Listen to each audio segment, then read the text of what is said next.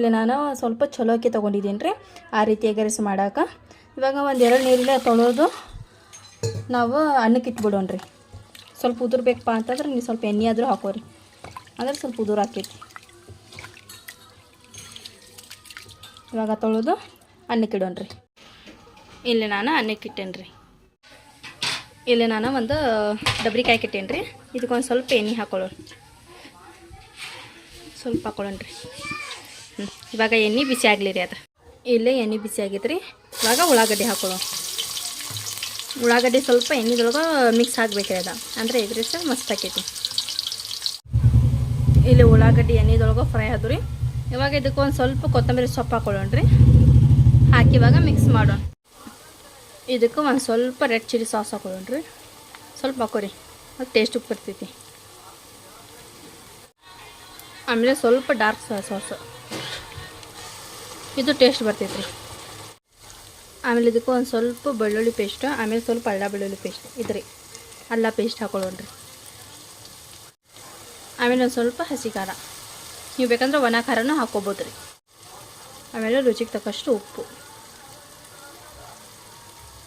ಹಾಕಿ mix ಮಾಡೋಣ್ರಿ. ಇಲ್ಲಿ ನಾನು ಒಂದು 3 ತತ್ತಿ ತೊಗೊಂಡಿದ್ದೀನಿ ರೀ. ಒಂದೊಂದು ಒಡೆದು ಹಾಕೊತೀನಿ ರೀ ಅದ್ರೊಳಗೆ. ಇವಾಗದು ಮಿಕ್ಸ್ ಮಾಡೋಣ್ರಿ.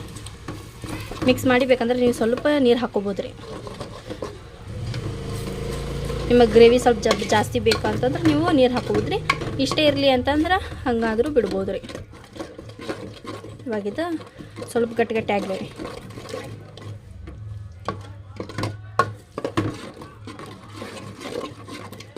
ಇವಾಗ ಗ್ಯಾಸ್ನ ನಾವು ಸ್ವಲ್ಪ ಜೋರಿಡೋಣ್ರಿ.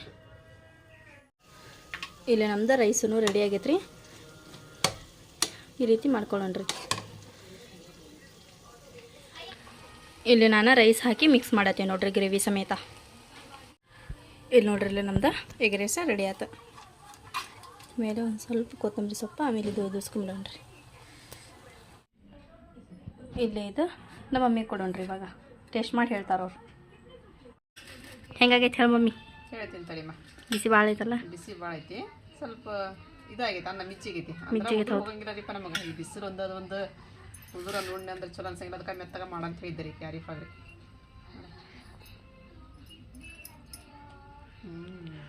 ನಮ್ಮ ಮಾರಿಪ ಮಾಡಿದ್ದೇನೆ ರೀಪ, ಎಲ್ಲ ಸೂಪರ್ ಆಗಿರ್ತೈತ್ರಿ. ಭಾಳ ಅಂದ್ರೆ ಭಾಳ ಟೇಸ್ಟ್ ಆಗೈತೆ ರೀಪ. ಮಸ್ತ್ ಆಗೈತೆ. ಮಸ್ತ್ ಆಗೈತೆಮ್ಮ. ಸಲ ಅದು ಬಿಡುವ. ಆದರೆ ಮಿದ್ದೆನ ಭಾಳ ಆಗೈತಿ. ಹಂಗಾರು ಬಿಡುವ.